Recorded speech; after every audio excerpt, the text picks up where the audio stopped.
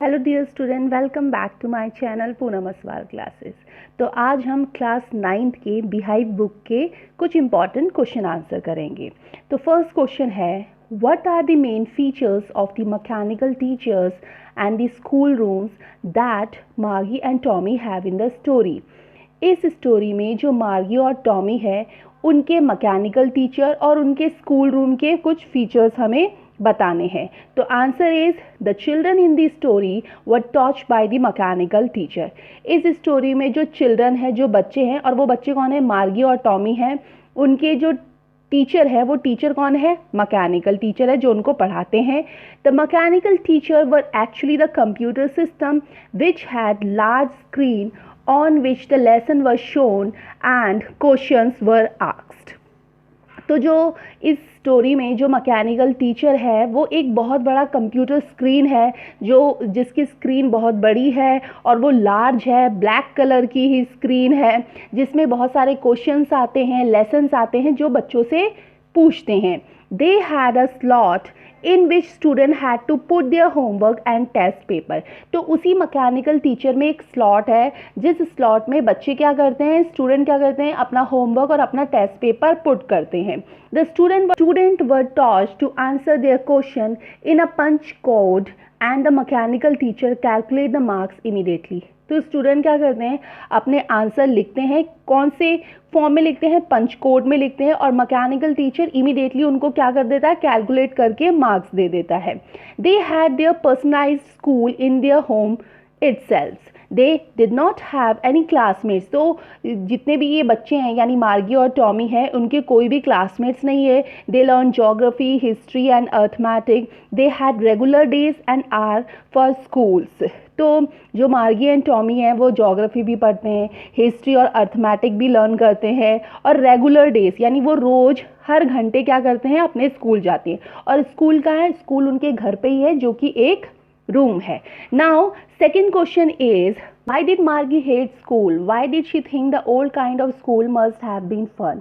तो मार्गी अपने स्कूल से नफरत क्यों करती थी, और मार्गी ये सोचती थी कि जो पुराने ज़माने के स्कूल होते थे उनमें बहुत ज़्यादा फन होता है, अब वाले स्कूल में नहीं होता। जो कि उसका अब वाला स्कूल कौन सा था, एक घर, उसी के घर में एक रूम था।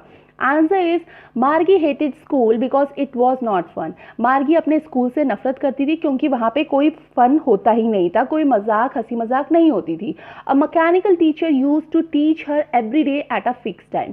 जो मार्गी का जो मैकेनिकल टीचर था वो उसको रोज फिक्स टाइम पे पढ़ाता था। Recently, she had been doing badly in a geography test that her mechanical teacher had been giving her. तो एक बार रिसेंटली क्या हुआ, जो मार्गी थी, मार्गी अपने ज्योग्राफी का जो उसका टेस्ट हो रहा था उसमें बैडली आ रहे थे उसके नंबर। वो टेस्ट कौन ले रहा था, उसका मैकेनिकल टीचर ले रहा था। She had no classmates to interact and play with. तो मार्गी के पास कोई भी क्लासमेट के बच्चे नहीं थे, और ना ही वो उन बच्चों से इंटरेक्ट कर सकती थी, ना ही वो उनके साथ खेल सकती थी। She thought that old school must have been fun. उसने ये सोचा कि पुराने ज़माने के स्कूल में ज़्यादा मज़ा आता होगा, because you got the opportunity to play and make fun with your classmate. क्योंकि आपको अपॉर्चुनिटी मिलती है बच्चों के साथ मजाक करने में। कौन से बच्चे, जो उसी के क्लास के बच्चे होंगे। It must have been a pleasant experience to study from a human instead of impersonal machine। तो वो एक बहुत ज़्यादा प्लेजेंट एक्सपीरियंस होगा जब वो ह्यूमन लोग से पढ़ेंगे, ना कि एक मशीन से। Now question number, the poet से द विंड गॉड विनोज। पोइट ने क्या बोला कि हवा का देवता क्या साफ कर देता है। Answer is, the wind god winnows all the things available at home. Crumbling rafters, crumbling bodies, crumbling leaves, crumbling hearts, crumbling dust, crumbling wood. The wind god winnows and crushes all the things। जो हवा का देवता ने ये बोला था कि घर में जितनी सारी चीज़ें वो उनको तहस नहस कर देता है। Crumbling rafters मीन्स चीज़ों को तोड़ देता है। Crumbling bodies मतलब शरीर को की तोड़ा फोड़ी कर देता है। क्रम्बलिंग लीव्स मतलब जीवन को ऐसे वैसे कर देता है। क्रम्बलिंग हार्ट मतलब दिलों को तोड़ देता है। क्रम्बलिंग डस्ट मतलब धूल उड़ा देता है। क्रम्बलिंग वुड मतलब लकड़ियों को तोड़ देता है। ये कौन करता है, हवा का देवता। ये सारी चीज़ें क्या कर देता है, साफ कर देता है। Now question number 4 is, why was Kezia afraid of her father. Kezia अपने पिताजी को देखकर क्यों डरती थी। Answer is, Kezia was afraid of her father because a cruel man. He never interacted with her politely and humbly. He always kept ordering her to do one thing or the other. He even beat her. Kezia के जो father थे, तो Kezia अपने father को देख के बहुत डरती थी। क्यों? क्योंकि एक तो वो क्रूल मैन थे, यानी एक निर्दयी इंसान थे। दूसरा, वो अपने बच्चों से बिल्कुल पोलाइटली और हम्बली बातें नहीं करते थे। वो हमेशा केजिया को ऑर्डर देते रहते थे कोई भी काम करने के लिए, यहाँ तक कि वो कभी कभार केजिया को मारते भी थे। तो इसीलिए केजिया अपने फादर को देखकर क्या करती थी? डरती थी। Now question number 5 is, in what ways did Kezia's grandmother encourage her to get to know her father better? किस तरह से केजिया की जो ग्रैंडमदर ने केजिया को प्रोत्साहित किया था कि जाओ तुम अपने फादर से क्या करो? बात करो। Answer is, Kezia's grandmother encouraged her to go to her father's room Sunday and have a nice talk with him. तो जो केजिया की जो दादी थी, दादी ने बहुत प्रोत्साहित किया केजिया को कि जाओ अपने फादर के कमरे में जाओ और अपने फादर से नाइसली टॉक करो। She suggested her that she should make him a pin cushion for her father. She could give it to her father as a gift on his birthday. तो उसकी दादी ने ये भी सजेस्ट किया कि तुम अपने फादर के लिए एक कुशन बनाओ और उस कुशन को अपने फादर के बर्थडे पे दो। तो ये सारा प्रोत्साहित क्या किया? केजिया की ग्रैंड मदर ने किया। Now question number 6 is, Kezia decides that there are different kinds of people. What kind of father was Mr. McDonald and how was he different from Kezia's father? Kezia ने decide किया कि जो fathers होते हैं वो different type के होते हैं, मतलब सबके फादर अलग अलग किस्म के होते हैं। बट केजिया के फादर और मिस्टर मैकडोनल्ड से अलग है। केजिया के फादर अलग कैसे हैं? मिस्टर मैकडोनल्ड कौन थे? मिस्टर मैकडोनल्ड केजिया के नेबर थे। तो answer is, mister McDonald was jovial nature, he use to play around with his kids. तो जो मिस्टर मैकडोनल्ड थे वो एक खुशमिजाज नेचर के थे, वो अपने बच्चों के साथ खेलते थे। On the other hand Kezia's father was never seen in a playful mood and was always serious. दूसरी तरफ से अगर हम ये देखें, जो केजिया के फादर हैं वो कभी भी अपने बच्चों के साथ नहीं खेलते थे और वो हमेशा सीरियस रहते थे। He always called Kezia for minor mistake, this is was his way to bringing up a child. तो जो केजिया के फादर है, अगर छोटी से छोटी मिस्टेक भी होती थी तो केजिया के फादर उसको ये डराते थे, धमकाते थे। इससे पता चलता है कि जो केजिया के फादर है और मिस्टर मैकडोनल्ड है वो दोनों क्या थे? अलग अलग थे। Now question number 7 is, why does the poet like to do when it's rain? Poet का क्या करने का मन करता है जब क्या हो जाती है? बारिश पड़ती है। Answer is, when it rained, the poet want to lie on a bed in a cottage and listen to pitter-patter sound of the rain.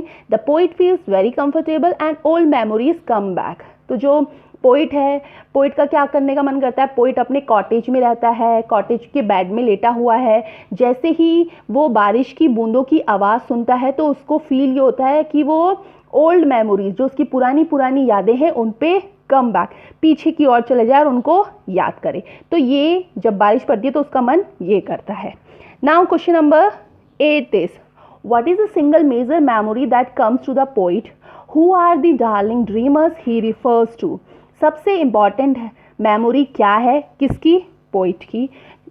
उसे उन्होंने डार्लिंग ड्रीमर कहा है, वो है क्या? तो answer is, the poet mother is the single major memory that comes to the poet. जो poet की मम्मी है उसको वो याद आ रही है। किसको? पोइट को। Darling dreamers are those kids who remember their mother like the poet. इसमें डार्लिंग ड्रीमर्स उनको कहा गया है, उन बच्चों को कहा गया है जो अपनी मदर को याद कर रहे हैं जैसे कि पोइट याद कर रहा है। The mother show much love and affection to their children. At night they make the children sleep comfortably and have sweet dreams. जो मदर होती है, मदर अपने बच्चों पे बहुत ज़्यादा लव एंड अफेक्शन दिखाती है। रात में जब हम लोग सोते हैं तो हमें कंफर्टेबली सुलाती है। कौन? मदर। तो ऐसे क्या कर रहा है? पोइट अपनी मदर को क्या कर रहा है? याद कर रहा है। Now next question 9th is, why did Einstein call his desk drawer at the patent office? Why? Einstein अपने डेस्क ड्रॉर को पेटेंट ऑफिस क्यों कहते थे? Answer is Einstein jokingly called his desk drawer the Bureau of Theoretical Physics. He called it so because he was using it to develop his own theories of relativity. तो Einstein अपने desk drawer को मजाक में कहते थे, क्यों? क्योंकि उसमें क्या था, उसमें उनकी अपनी थ्योरीज थी जिसको वो बना रहे थे। कौन? आइंस्टाइन। इसीलिए वो उसको मजाक में पेटेंट ऑफिस कहते थे। Now question number 10th is why did Einstein write a letter to Franklin Roosevelt? Einstein ने फ्रैंकलिन रूजवेल्ट को लेटर क्यों लिखा? Answer is in Germany the Nazis had come to power. तो जर्मनी में क्या हो रही थी? नाजी सत्ता आ रही थी। The scientist there discover nuclear fission. तो साइंटिस्ट क्या कर रहे थे? न्यूक्लियर फिजन का डिस्कवर्ड कर रहे थे।